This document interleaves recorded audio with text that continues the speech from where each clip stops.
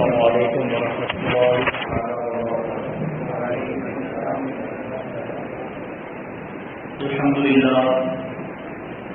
الحمد للہ رب العالمین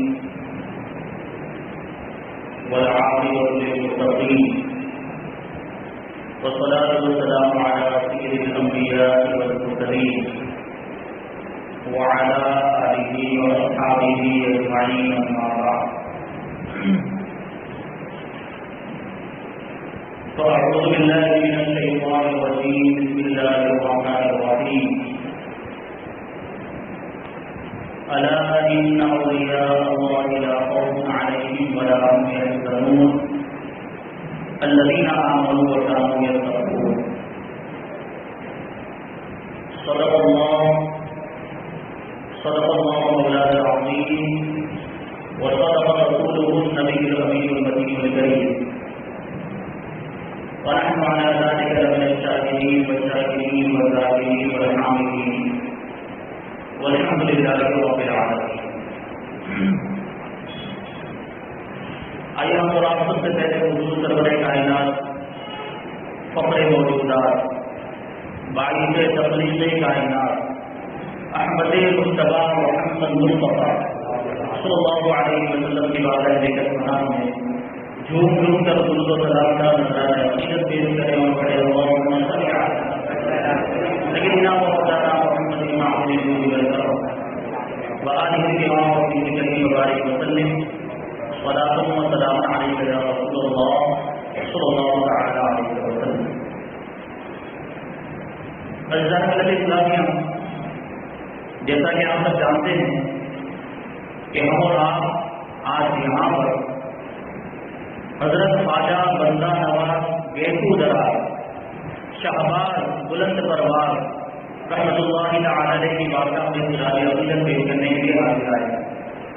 اللہ تبارک و تعالیٰ ہماری اس حاضری کو قبول فرمائے اور ہماری اس محفل کو قیامت کے دن ہمارے لیے ذریعہ نجات بنائے. مجھے حق کہنے، آپ کو حق سننے اور ہم سب کو حق پر عمل کرنے کی توفیق عطا فرمائے. اللہ تبارک و تعالیٰ قرآن مقدس میں اولیاء کرام کی شان بیان کرتے ہوئے ارشاد فرماتا ہے الا ان اولیاء اللہ لا خوف علیہم ولا هم یحزنون. سن لو کہ یہ اللہ کے ولی ہیں کہ جن پر نہ کوئی خوف ہے نہ وہ غمگین ہوں گے. اس کا سیدھا سادہ مطلب یہ ہوتا ہے کہ اللہ کے جو ولی ہوتے ہیں، اللہ کے نیک بندے مقرب بندے ہوتے ہیں، وہ دنیا میں کسی سے ڈرتے نہیں. ان کے دلوں میں خدا کا خوف ہوتا ہے. ان کے دلوں میں دنیا والوں کا خوف نہیں ہوتا بلکہ دنیا بنانے والے کا خوف ہوتا ہے. اور یہی وجہ ہے کہ وہ دنیا میں تو کسی سے ڈرتے نہیں، اللہ کی فرما برداری کے کام کرتے ہیں، اللہ کی اطاعت کے کام کرتے ہیں، ہمیشہ ہر وقت اس کو خوش کرنے اور اس کو راضی کرنے کی کوشش کرتے ہیں. اسی کا انعام انہیں قیامت کے لیے ملے گا کہ انہیں اللہ تبارک و تعالیٰ کی رضا حاصل ہوگی، جس کے بدلے میں انہیں جنت نصیب ہوگی. اسی وجہ سے نہ انہیں دنیا میں کوئی خوف ہے، نہ آخرت میں وہ غمگین ہوں گے، نہ غمزدہ ہوں گے. یہ اولیاء کرام کی شان ہے کہ ان کے دلوں میں خدا کا خوف ہوتا ہے. اور آج ہم اور آپ دیکھیں، ہم اولیاء کرام کو ماننے کا دعویٰ کرتے ہیں، ہم اولیاء کرام سے محبت کرنے کا دعویٰ کرتے ہیں، لیکن آج ہمارا حال یہ ہو گیا کہ ہمارے دلوں سے خوف خدا کم ہوتا جا رہا ہے، بلکہ یہ ختم ہوتا جا رہا ہے.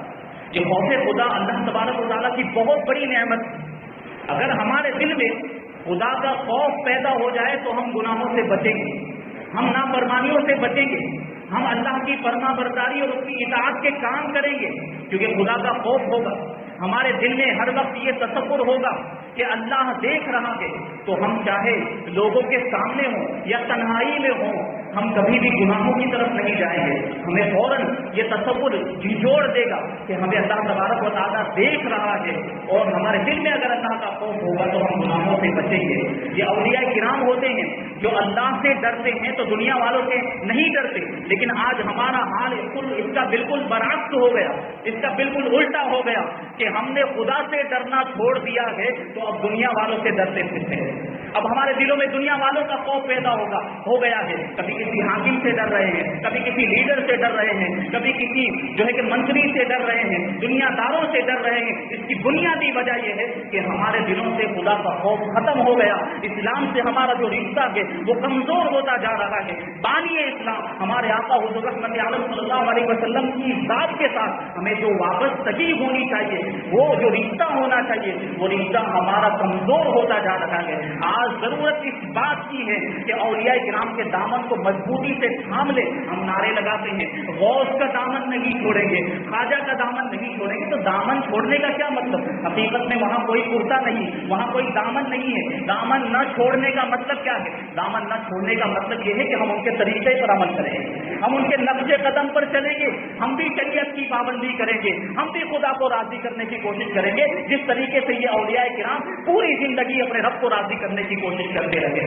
تو یہ صحیح معنوں میں ہم اس نعرے میں سچے اس وقت ہو سکتے جب ہم ان اولیاء کرام کے نقش قدم پر چلیں گے, جب ہم ان کے طریقے کو اپنائیں گے, جب ہم صحیح معنی میں ان کی سیرت کو سن کر اس پر عمل کرنے کی کوشش کریں گے. یہ جو پروگرامات کیے جاتے ہیں, اولیاء کرام کی سیرت بیان کی جاتی ہے, ان کے زندگی کے حالات بیان کیے جاتے ہیں, اس کا بنیادی مقصد کیا ہوتا ہے؟ اس کا بنیادی مقصد یہی ہے کہ ہم ان کی زندگی کے حالات کو سن کر, ان کی توانائی کو سن کر, ان کی سیرت کو سن کر ان کے نقش قدم پر چلنے کی کوشش کریں.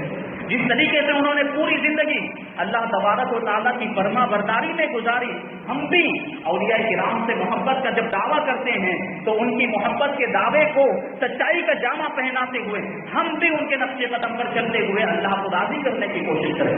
اللہ کی بارگاہ میں دعا ہے کہ ہمیں اولیاء کرام کے نقش قدم پر چلنے کی توفیق عطا فرمائے. یہ اولیاء کرام کی زندگی حضرت خواجہ بندہ نواز کیسو دراز رحمۃ اللہ تعالیٰ علیہ کے مختصر حالات عرض کروں گا.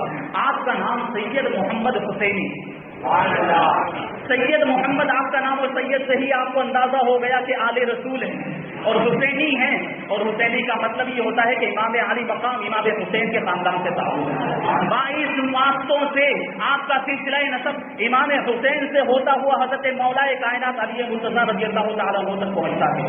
آپ کا لقب صدر الدین, آپ کا لقب بندہ نواز, گیسو دراز, شہباز, بلند پرواز, یہ آپ کے مشہور القاب ہیں. اور آپ مرید ہیں حضرت خواجہ نصیر الدین روشن چراغ دہلوی رضی اللہ تعالیٰ. وہ مرید ہیں خواجہ نظام الدین محبوب الہی خواجہ نظام الدین اولیاء رحمۃ اللہ تعالیٰ علیہ کے, اور وہ مرید و خلیفہ ہیں حضرت بابا فرید الدین گنج شکر رحمۃ اللہ تعالیٰ علیہ, اور وہ مرید و خلیفہ ہیں حضرت خواجہ قطب الدین بختیار گاہی رحمۃ اللہ تعالیٰ علیہ کے, اور وہ مرید خلیفہ ہیں حضرت خواجہ غریب نواز حضرت خواجہ معین الدین چشتی اجمیری رضی اللہ تعالیٰ. اس طریقے سے یہ جو سلسلہ ہے, یہ مریدی اور خلافت کا خواجہ بندہ نواز کا جو سلسلہ ہے, یہ 20 واسطوں سے مولا کائنات تک پہنچا.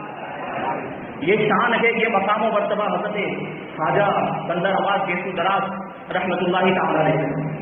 اللہ تبارک و تعالیٰ نے ہمیں توفیق عطا فرمائی ہے کہ ہم ان کا تذکرہ کریں, ان کی زندگی کے حالات. آپ کی ولادت دہلی میں ہوئی.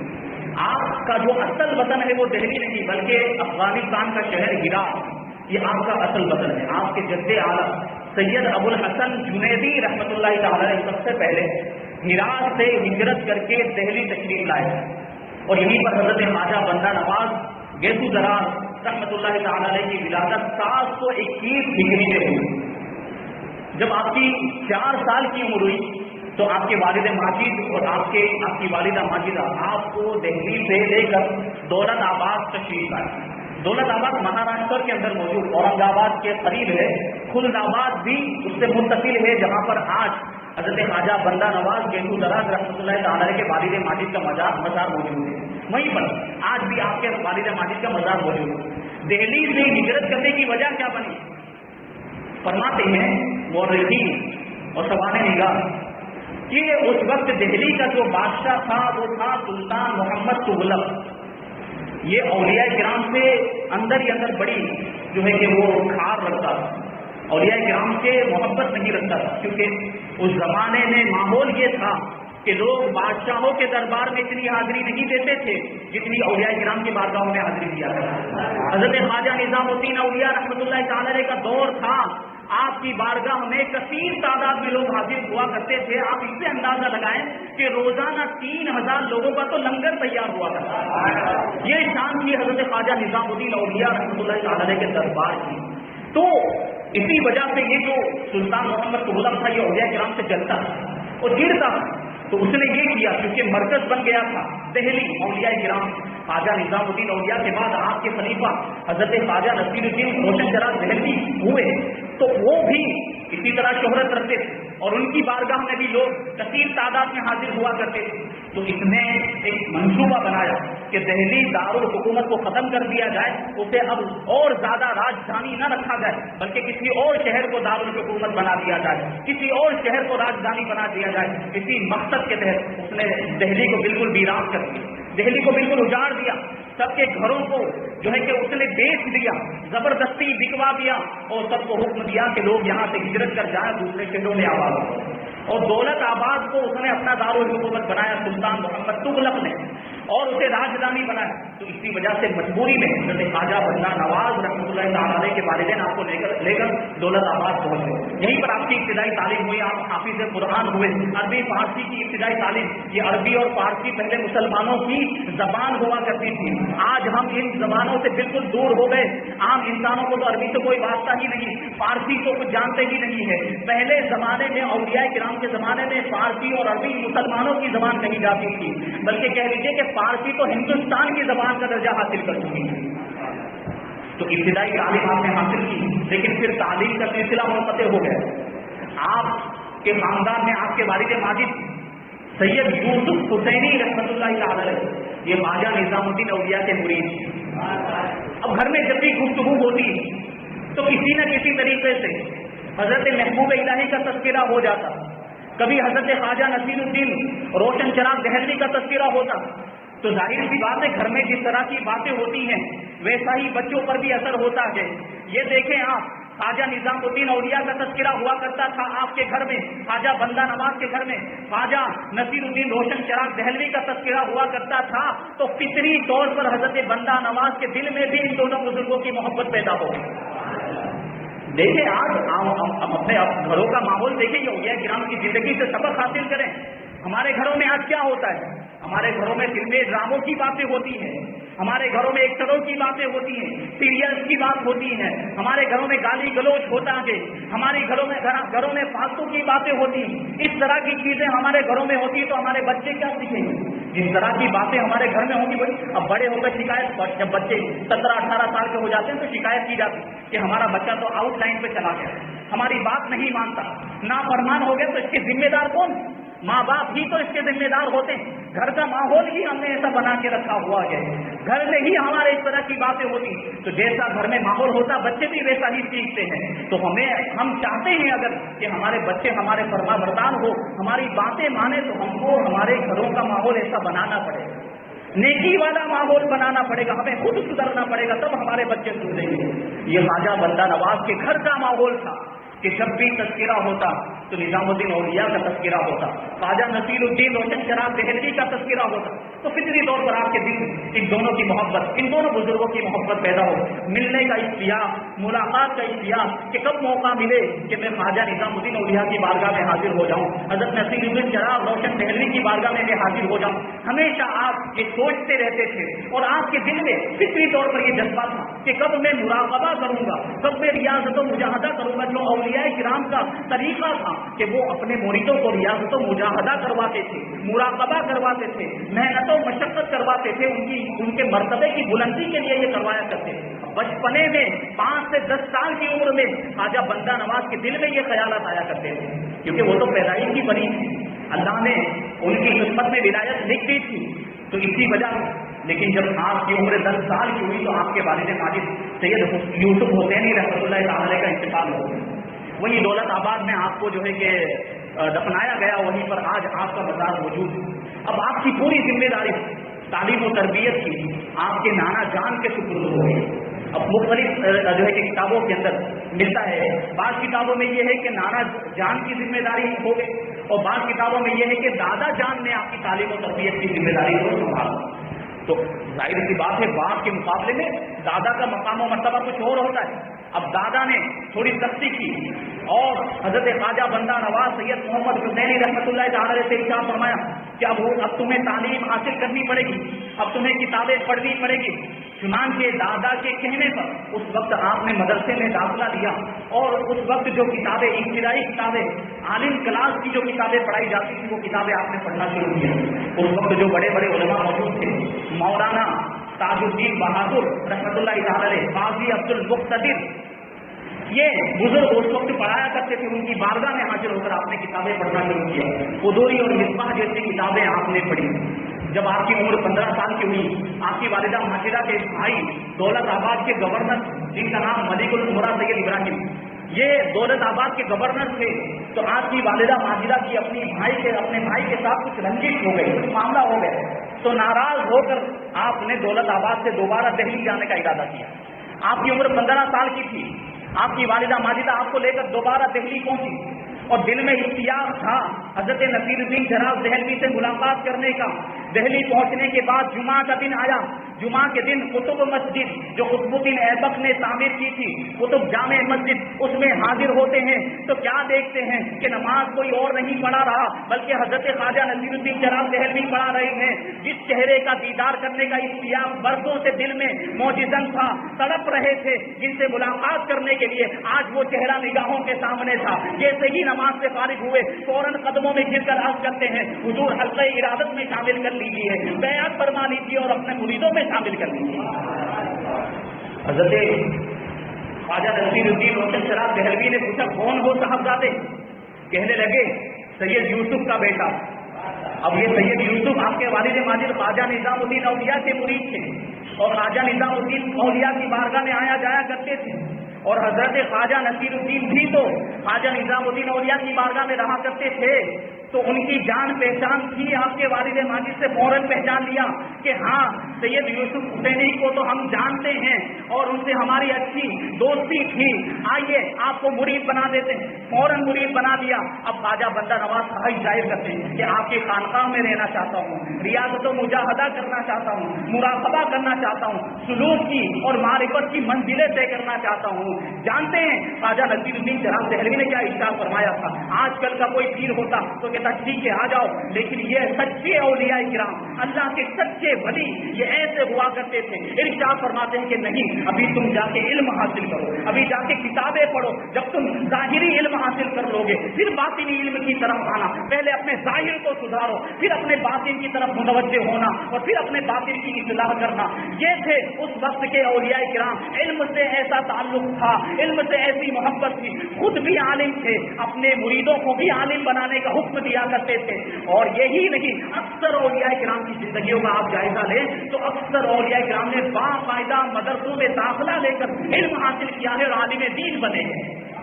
چاہے غوث پاک کی زندگی کا آپ جائزہ لیں, خواجہ غریب نواز رضی اللہ تعالیٰ عنہ کی زندگی کا آپ جائزہ لیں, سید احمد کبیر رفاعی رحمۃ اللہ تعالی علیہ کی زندگی کا آپ جائزہ لیں, صابر پاک کی زندگی کا آپ جائزہ لیں, خواجہ نظام الدین اولیاء کی زندگی کا آپ جائزہ لیں, بابا فرید الدین گنج شکر رحمۃ اللہ تعالی علیہ کی زندگی. سب نے باقاعدہ اساتذہ کی بارگاہ میں حاضر ہو کر علم حاصل کیا ہے اور اپنے زمانے کے بڑے عالم دین بنے ہیں. تو یہ ہوتے تھے اولیاء کرام جو اللہ کے سچے نیک بندے ہوا کرتے. کیونکہ اللہ تبارک و تعالیٰ کبھی بھی کسی جاہل کو ولایت نہیں عطا کرتا. جو ولی ہوگا وہ عالم ضرور ہوگا, اور جو عالم نہیں وہ اللہ کا ولی کبھی بھی نہیں ہو سکتا. تو جاہل وہ جو ہے کہ باقاعدہ مدرسے میں حاضر ہو کر علم حاصل کرتا ہے, اللہ کا جو ولی ہوتا ہے یا پھر اللہ تبارک و تعالیٰ اسے علم لدنی عطا فرماتا ہے. تو یہ اکثر اولیاء کرام کی زندگی میں آپ دیکھیں گے, پہلے انہوں نے ظاہری علم حاصل کیا, پہلے عالم بنے, پھر اللہ کے ولیوں کی بارگاہ میں حاصل ہو کر روحانی علم بھی حاصل کی, اپنے باطن کی تربیت کی. تو حضرت خواجہ نصیر الدین روشن چراغ دہلوی رحمۃ اللہ تعالیٰ نے حکم دیا تھا کہ کتابیں پڑھو. چند دنوں تک حضرت خواجہ بندہ نواز نے کچھ کتابیں پڑھی, پھر حاضر ہوئے اور حاضر ہونے کے بعد عرض کرنے لگے کہ یہ کتابیں میں نے پڑھی. تو خواجہ نصیر الدین روشن چراغ دہلوی پر نہیں, اتنا کافی نہیں, ابھی اور پڑھو, ابھی ہدایہ بھی پڑھو, ابھی بیضاوی بھی پڑھو, رسالہ شمسیہ پڑھو, مفتاح وغیرہ کتابیں جا کر پڑھو. حضرت خواجہ بندہ نواز گئے اور یہ ساری کتابیں پڑھنے کے بعد اب حاضر ہوئے حضرت خواجہ نصیر الدین روشن شراب دہلوی کی بارگاہ میں 19 سال کی عمر میں. اب حضرت خواجہ نصیر الدین روشن شراب دہلوی نے اپنی خانقاہ میں رہنے کی اجازت ہے. اب آپ کی تربیت ہونے لگی, باطنی تربیت ہونے لگی, اور آپ کی جو ہے کہ سلوک اور منازل اور معرفت کی راہیں طے کرنے کے لیے آپ نے ریاضت و مجاہدہ کرنا شروع کر دیا, مراقبہ کرنا شروع کر دیا. یہ حضرت خواجہ بندہ نواز رحمۃ اللہ تعالی علیہ, اور یہ خانقاہیں اس وقت ہوا کرتی تھی اولیاء کرام کی خانقاہیں. اس طریقے سے ان کا نظام چلتا تھا. میں آپ کو بتاؤں, اس زمانے میں خانقاہوں کے اندر فتوحات آیا کرتی, فتوحات نذرانے, بادشاہوں کی طرف سے بھی نذرانے آتے, جو رعایا میں جو مالدار ہوا کرتے تھے, جو امیر لوگ, ان کی طرف سے بھی نذرانے آتے. ان کو فتوحات کہا جاتا تھا اس زمانے میں. اس میں سونا چاندی بھی ہوتا, کھانے کی چیزیں بھی ہوتی, اناج اور غلہ بھی ہوا کرتا تھا. لیکن یہ اولیاء کرام کی شان, حضرت خواجہ نظام الدین اولیاء کی خانقاہ کا یہ عالم تھا کہ آپ نے سب کے حصے مقرر کیے ہوئے تھے. جو بھی نذرانے آتے تو ان نذرانوں میں سے وہاں خانقاہ میں جو درویش موجود ہوتے ان کے حصے مقرر, ان کو حصے دے دیے جاتے. جو آپ کے خلیفہ ہوتے ان کے حصے مقرر تھے. جو شاگرد وہاں پر موجود ہوتے, جو کام کرنے والے خانقاہ میں موجود ہوتے, کھانا بنانے والے, ان کے بھی حصے مقرر تھے. سب کو بانٹ دیتے, جو کچھ بھی آتا اپنے پاس کچھ بھی نہیں رکھتے. خواجہ نظام الدین اولیاء کی بات کروں تو سارے فتوحات کو تقسیم کر دیتے تھے اور خود سوکھی روٹی پانی میں ڈبو کے کھایا کرتے تھے. یہ شان کی اللہ کے ولیوں کی وجہ خانقاہوں کا اس وقت ماحول تھا.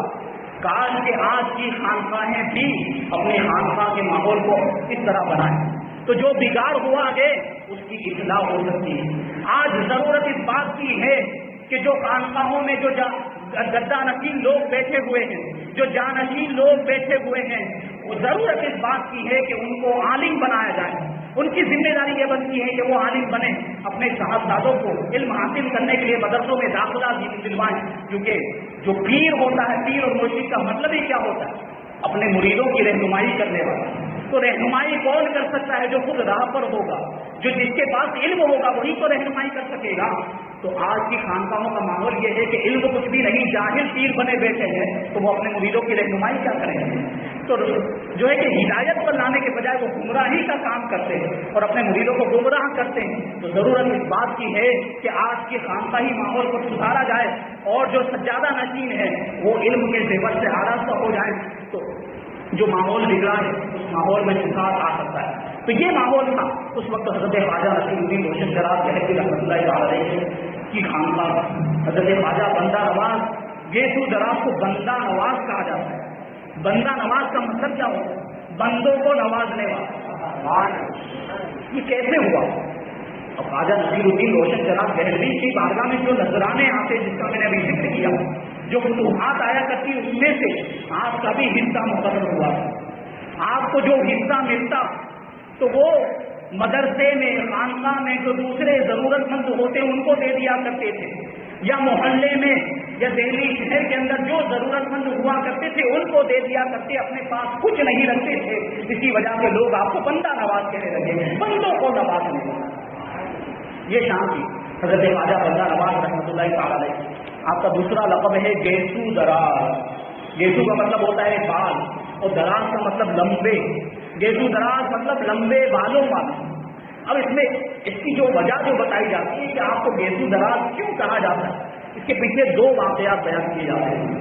ایک تو شیخ عبداللہ محدث دہلوی نے اخبار الاخیار کے اندر یہ بات بیان کی ہے کہ جب آپ مرید بن گئے خواجہ نصیر الدین روشن شراب دہلوی رحمۃ اللہ تعالی علیہ, اس وقت حضرت خواجہ نصیر الدین کی عمر 59 سال کی تھی, 59 سال کی عمر تھی. اسی اطراف میں, اسی زمانے میں حضرت خواجہ نصیر الدین روشن شراب دہلوی رحمۃ اللہ تعالی کہیں آیا جایا کرتے تو آپ کی مریدین پالکی پر اٹھا کر آپ کو لے جایا کرتے. ایک مرتبہ اسی طریقے سے خواجہ نصیر الدین روشن شراب دہلوی کہیں جا رہے تھے تو آپ کے مریدوں نے آپ کو پالکی پر اٹھا لیا. جب خواجہ بندہ نواز نے دیکھا کہ پیروں مرید پالکی میں تشریف لے جا رہے ہیں تو آپ نے بھی پالکی کو کندا دے دیا. اب آپ کے جو بال تھے وہ بڑے بڑے تھے, پالکی اٹھانے کی وجہ سے اس کا جو بانس ہوتا ہے اس بانس میں آپ کے بال, آپ کی زلفیں الجھ گئی, آپ کی زلفیں اس میں پھنس گئی. لیکن کہیں پیرو مرشد کو کوئی تکلیف نہ ہو جائے، کہیں پیرو مرشد کی بارگاہ کی بے ادبی نہ ہو جائے، اس لیے آپ کو تکلیف ہو رہی تھی، لیکن آپ نے کوئی حرکت نہیں، کوئی آواز نہیں کی۔ جب منزل پہ پہنچ گئے، جہاں لے کر جانا تھا پیرو مرشد کو، وہاں لے کر پہنچے، تو پالکی سے جب حضرت خواجہ نصیرالدین روشن چراغ دہلوی اترنے کے بعد کیا دیکھتے ہیں کہ خواجہ بندہ نواز کی گیسو آپ کی زلفیں پالکی کے بعد میں الجھی ہوئی ہیں۔ تو پوچھا کہ کیا معاملہ ہے؟ تو عرض کرتے ہیں حضور میرے بال الجھ گئے تھے، لیکن بے ادبی اور گستاخی کے خوف سے میں نے کوئی حرکت نہیں کی، کوئی آواز نہیں کی۔ آپ کے پیر و مرشد اتنے خوش ہوئے کہ خوش ہو کر دعا دیتے ہیں کہ آج اے سید زادے تم نے میری پالکی کو اٹھایا ہے، ایک زمانہ ایسا آئے گا کہ بادشاہ تمہاری پالکی کو اٹھائیں گے۔ اور وہ زمانہ آیا جب گلبرگہ میں حضرت خواجہ بندہ نواز تشریف لائے تھے، تو اس وقت کا جو بادشاہ سلطان فیروز شاہ بہمنی، اس نے حضرت خواجہ بندہ نواز کی پالکی کو کندھا دیا ہے اور اس نے آپ کی پالکی کو اٹھایا ہے۔ آپ کے جنازے میں بھی وہ حاضر ہوا تھا اور آپ کے جنازے کو بھی اس نے کندھا دیا۔ یہ بارگاہ پیر و مرشد میں آپ کا مقام و مرتبہ تھا۔ تو پھر ارشاد فرماتے ہیں، اتنا سننے کے بعد حضرت خواجہ نصیرالدین روشن چراغ دہلوی ارشاد فرماتے ہیں کہ ہر کے مرید سید گیسو دراز شد واللہ خلاف نیز او عشق باز، کہ جو بھی سید محمد گیسو دراز کا مرید بنے گا، خدا کی قسم وہ اللہ کا عاشق ہوگا اور رسول اللہ کا عاشق ہوگا۔ یہ دعا کا فرمائی حضرت خواجہ نصیرالدین روشن چراغ دہلوی نے حضرت خواجہ بندہ نواز، لیکن یہ کوئی سبب نہیں بنتا، کیونکہ اگر اس کو ہم سمجھے کہ اس کی وجہ سے حضرت خواجہ بندہ نواز نے لمبے بال رکھنے شروع کر دیے، تو یہ اس کا سبب نہیں، کیونکہ اس سے پہلے ہی سے آپ کے بال لمبے تھے، آپ کے گیسو تھے، آپ کی زلفیں تھی۔ تو اس کا جو صحیح واقعہ ہے وہ کیا ہے؟ وہ ہمیں ملتا ہے سلطان مخدوم اشرف جہانگیر سنگھانی رحمۃ اللہ تعالی علیہ کی کتاب ہے۔ آپ کا طریقہ یہ تھا حضرت مخدوم پاک رحمۃ اللہ تعالی علیہ کا کہ اپنی کتاب میں اولیاء کرام کے حالات لکھتے تو پہلے ان کے مزار پر حاضر ہوتے، اور جو اس مزار کے جو سجادہ نشین ہوتے ان کی بارگاہ میں حاضر ہو کر صاحب مزار کے حالات معلوم کرتے اور اس کے بعد لکھا کرتے۔ تو مخدوم پاک نے حضرت خواجہ بندہ نواز کی بارگاہ میں بھی حاضر تھی، آپ کے سجادہ نشین جو اس وقت کے بڑے عالم دین تھے، ان سے آپ کے حالات معلوم کیے، اور حالات معلوم کرنے کے بعد آپ نے یہ لکھا ہے کہ جب آپ کا خاندان عراق افغانستان میں رہا کرتا تھا، سعادات کا خاندان، اور حضور اکرم صلی اللہ علیہ وسلم کی سنت ہے زلفیں رکھنا، حضور اکرم صلی اللہ علیہ وسلم کی زلفیں تھی، کبھی کانوں تک آپ کے بال آتے تو کبھی شانوں تک، یعنی کبھی کندھے تک آیا کرتے۔ اعلیٰ حضرت اسی کو فرماتے ہیں گوشت تک سنتے تھے فریاد اب آئے تا گوشت، گوشت تک سنتے، گوشت مانے کان اور دوش مانے کندھا، گوشت تک سنتے تھے فریاد اب آئے تا گوشت کے بنے خانہ بدوشوں کے سہارے گئے۔ طریقہ یہ تھا حضور صلی اللہ علیہ وسلم کے جو بال مبارک تھے نہ بہت زیادہ گھنگھرالے تھے اور نہ بہت زیادہ سیدھے تھے، تو اس طرح راؤنڈ دائرہ بنا رہتا تھا کان کے ارد گرد۔ جب حضور صلی اللہ علیہ وسلم تنقید فرماتے تھے تو وہ بال سیدھے ہو کر کندھوں تک آ جایا کرتے تھے اور انتہائی خوبصورتی کا نظارہ پیش کیا کرتے تھے۔ تو اسی سنت پر عمل کرتے ہوئے حضرت خواجہ بندہ نواز گیسو دراز کے خاندان کے جو سادات کرام تھے وہ بھی زلفیں رکھا کرتے تھے، اور اسی وجہ سے آپ کے خاندان کے لوگوں کو گیسو دراز کہا جانے لگا، اور یہی وجہ ہے کہ آپ کو گیسو دراز کہا جاتا ہے۔ اب بعض کتابوں کے اندر ملتا ہے کہ آپ کے جو بال مبارک تھے وہ معاذ اللہ زانوں تک، یہ غلط بات ہے، یہ ہوگا شانوں تک، اس کو کاتب نے زانو کر دیا۔ اتنے لمبے بال رکھنا شریعت میں جائز نہیں کہ عورتوں سے مشابہت ہو جائے۔ تو اللہ کے ولی خواجہ بندہ نواز جو شریعت کے اور طریقت کے جامع تھے، شریعت کا بھی علم رکھتے تھے، طریقت کا بھی علم رکھتے تھے، عالم دین بھی تھے اور روحانی پیشوا بھی تھے، ان کی ذات سے ہم یہ کیسے جو ہے کہ تصور کر سکتے ہیں کہ آپ نے اتنے بڑے بڑے بال رکھے ہوں؟ تو یہ روایت جو ہے یہ غلط ہے، آپ کے بال مبارک کندھوں تک ہے، اسی بنیاد پر آپ کو گیسو دراز کہا جاتا ہے۔ تو آپ اس کے بعد 20 سالوں تک اپنے پیر و مرشد کی بارگاہ میں خواجہ نصیرالدین روشن چراغ رحمۃ اللہ تعالیٰ کی بارگاہ میں 20 سال تک رہے، روحانی تربیت حاصل کی، اپنے باطن کو سنوارا، اپنے باطن کی تربیت، کیسا فیض حاصل کیا ہوگا 20 سالوں میں. اب آپ کے پیر و مرشد کی وفات کا وقت قریب آیا. 15 رمضان 757 ہجری میں حضرت روشن چراغ دہلوی کا انتقال ہوا. اور اس سے پہلے آپ نے کئی مرتبہ اشارے دیے تھے کہ میرا جانشین اگر کوئی ہوگا تو سید محمد حسینی ہوں گے. یہ آپ نے کئی مرتبہ اشارے دیے تھے، لیکن کبھی باقاعدہ خلافت کی کوئی محفل، اجازت کی کوئی محفل نہیں ہوئی، فرقہ بھی نہیں دیا. اس زمانے کے بزرگوں کا طریقہ تھا کہ جب کسی کو اجازت و خلافت دیا کرتے تو ان کو اپنا فرقہ، اپنا جبہ دیا کرتے، اپنی ٹوپی بھی دے دیا کرتے اور دوسری نعمتیں بھی دیا کرتے. لیکن حضرت روشن چراغ دہلوی نے حضرت خواجہ بندہ نواز کو جبہ اور فرقہ وغیرہ کچھ بھی نہیں دیا.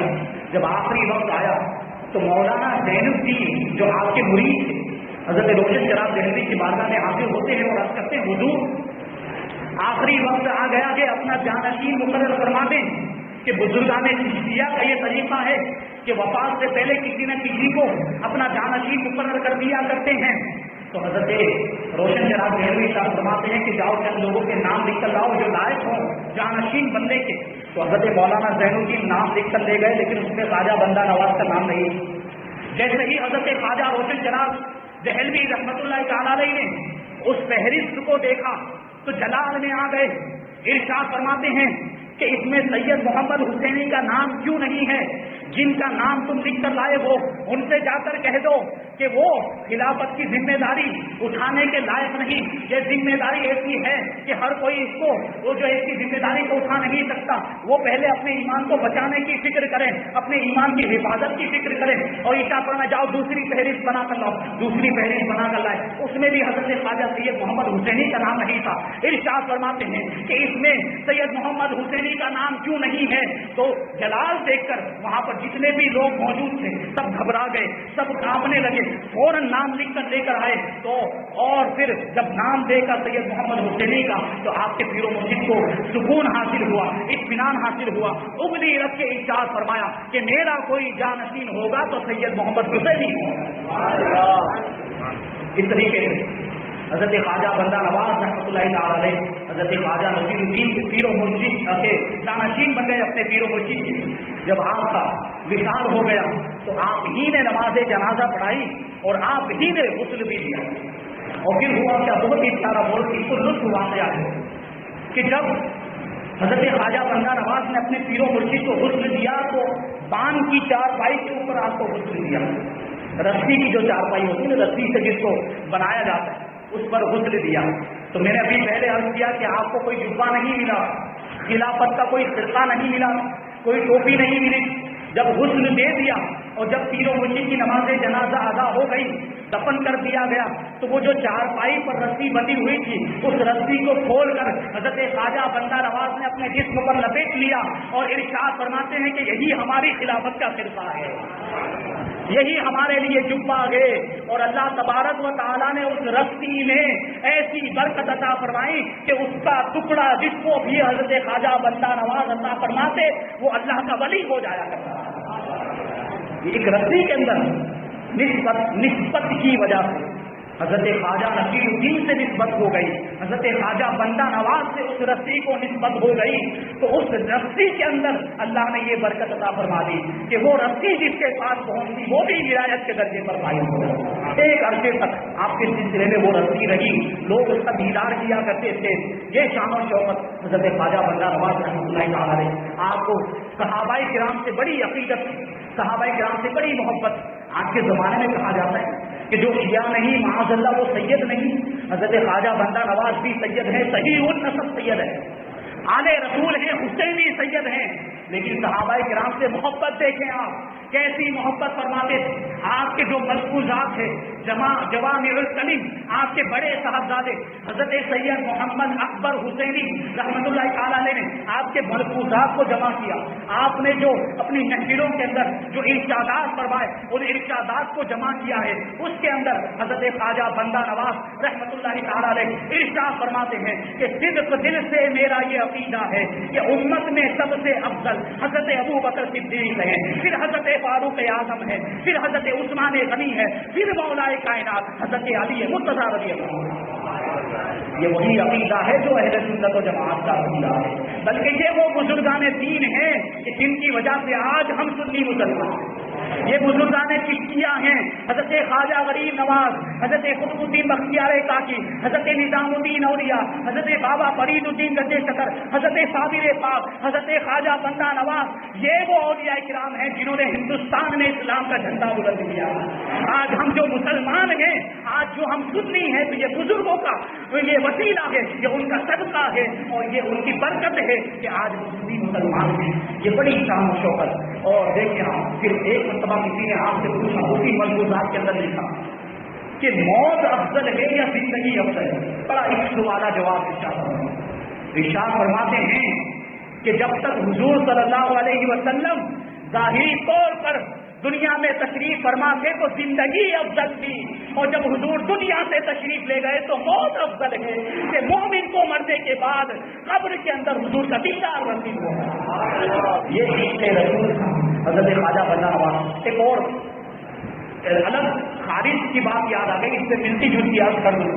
اسی طریقے سے ایک بزرگ سے کسی نے پوچھا کہ مدینہ افضل ہے یا مکہ افضل ہے؟ عشق کی بات، بڑی پرلطف بات، بڑی دلچسپی والی بات۔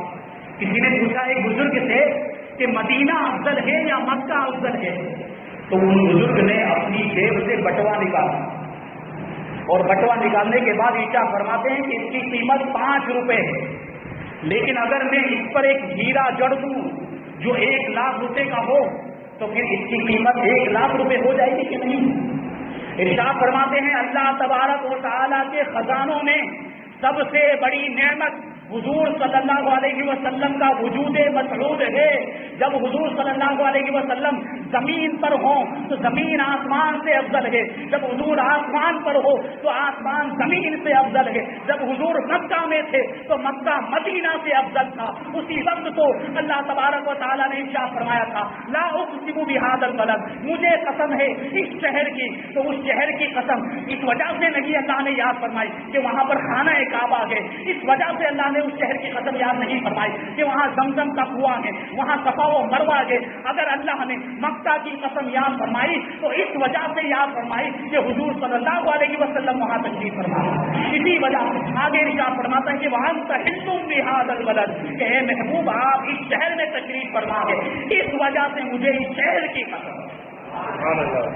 تو ارشاد فرماتے ہیں حضور بزرگ رحمۃ اللہ تعالی کہ جب حضور مکہ میں تھے تو مکہ افضل تھا، جب حضور مدینہ میں تشریف لائے تو مدینہ افضل ہو گیا۔